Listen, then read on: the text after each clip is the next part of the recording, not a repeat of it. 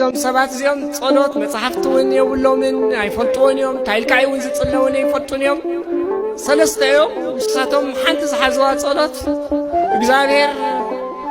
ሰለስተይኻ ሓደይኻ ንሕናኻ ሰለስተይና ጸሎትና ስምዓና ይቀርበለና በቃ ዚያ ጥራሕ ጸሎት ካለ ምንም ስፈልጦ ጸሎት የለን ማለት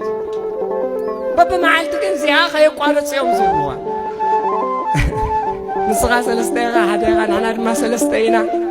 ንስኻ ይቀርበለና ንስኻ ስምዓና በቃ ዚያ ጸሎት ዚያ ገይሮም ተመስጦ يوم ዝብልዋ ኣብ እዋን ጸሎቶም ካለ ነገር ይሓዋውሱን يوم ናብ ኣምላኽ ሰለስተ يوم ዚኣ ግን ብፍቕሪ ኮይኖም ኩሉ ግዜ ዝብልዋ ነይሮም ማለት እና መርከበኛታት ቆና ሓለፉ ታሪኾም ይስማዕ ስለ ዝነበረ ኣብዚ ከባቢ እኮ ቅዱሳን ኣለው ገለ ኢሎም ዕላላል ሞኔ ኣላጊስናስ ተባሪኽና ዘይንኸይድ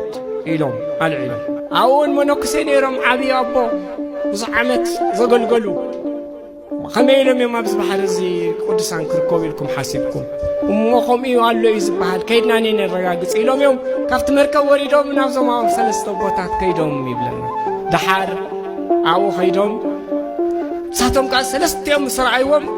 ኣጋሽ ዓበይቲ መጽኦም ምን አይሎም በቃ ትሕት ኢሎም ተቀቢሎም ማለት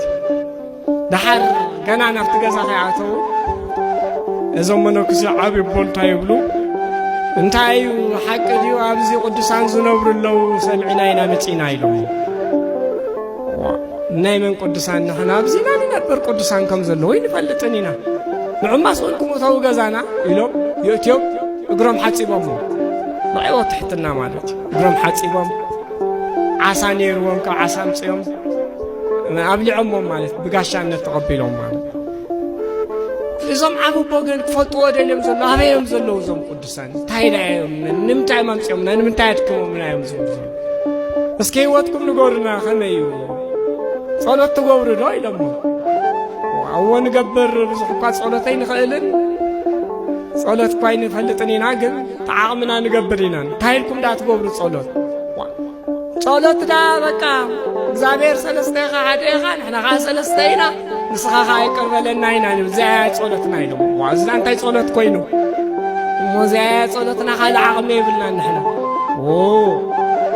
ሙሃብ መጻና ማስቆልና ይንኸይድን ጸሎት ከነምህረኩም ኣለና ኢሎም ሕራየ ሞርና ደመረና እንዲና ላስኢና ንሕና በሉ ንዑ ኢሎም ኣቡነ ዘበሰማያት ከምርዎም ጀሚሮም ማለት እቲ ኣነ ንስኻትኩምን እንደግሞ ኣቡነ ዘበሰማያት እቲ ክርስቶስ እንታይ ኢልና ክንጽሊ ንስበሉ ንስኻትኩም ክትጽልዩ ከለኹም ከም ዝበሉ ኣብ ሰማይ ትነብር ኣቦና ዝብል ጸሎት ብደንቢ ገይሮም ደጋጊሞም ኣምሂሮሞም ነዞም ሰለስተ ኣብዚ ደሴት ዝነብሩ ማለት እናሓዙ እናበሉ ፈትንዋ እናበሉ ደጋጊሞም ኣለማሚዶም በቃ ኣረዲእናኩም ኣለና ድሕሪ ሕጂ ጸሎት ከምዚ ኢልካ ይጽለበር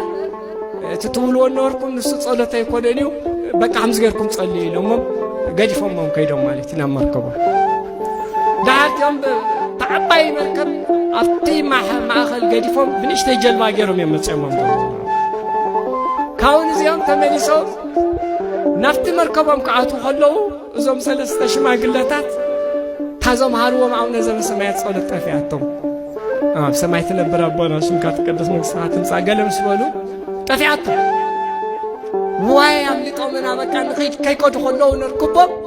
ንንገሮም እንታይ እዛ ጸሎት ኣረድእና ክንብላ ኢሎም እናጎየዩ ናብዚ ባሕሪ ሰውሐት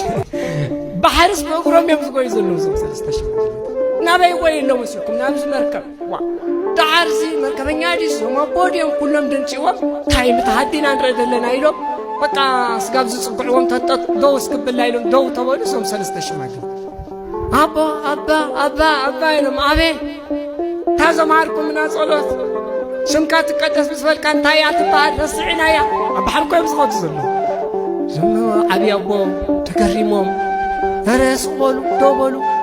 ኣነ 50 ዓመት ብምንኩስና ጸኒሐ ክንደይ ጸሎት ዘይደገምክዎ ጸሎት የለን ሓንቲ መዓልቲ ግን ባሕሪ እንኳን ክንዲዚ ከምዚ ኢለ ክጎይ ደው ኢለ ይፈልጥን ታናትኩም ጸሎት ንሳ ብቕዓት እያ ከምታ ትገብርዋ ነበርኩም ከይድኹም ኣገርኩም ጸልዩ ኢሎም ሰዲዶሞም ይበሃል ክብሪ ምስጋና ይብፅሓዮ እዚ ብዞም ኣቦታት ክፍኣት የብሎምን ምስ ሰብ ይሕወሱን ኣብ ሓሜት የለውን ኣብ ሽግር የለውን ኣብ ቅንዓት የለውን በቃ ብተፈላለየ ነገር ኣብ ሕማቕ ነገራት ቀው ተፈልዮም عميق صلت بأملاخ جن بفقري يصلي وصلوا زنبرو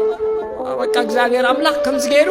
ጸጋ ይቦም ማለት ምንዩ በባህሪ ከኸይድ ተይልና ከበዲዩ ስለዚህ ንዓይናው ምንታይ ዓሚቕ ጸሎት አሎ እግዚአብሔር አምላክ ዝፈቀሰሉ ጸሎት ዓሚቕ ጸሎት ግዜ ወዓል ሕደር ክብሎ ዘይደል ጸሎት ውሽጥኹም ዓይነት ጸሎት አለና ሎምን ቁሃበኩም ከመቅጽበት ለሚና ከመቅጽበት ክንቀበለሉ ንኽእል እግዚአብሔር አምላክ ዝትንክፍ ጸሎት ከምዚ ዓይነት ኣብ ውሽጢ ፍቕሪ ዘለዎ ተመስጦ ዘለዎ ጽሞና ዘለዎ ፍቕሪ ዘለዎ ጸሎት ክንጽሊ እግዚአብሔር አምላክ ንዓይናዓኻትኩምን ይሓግዘና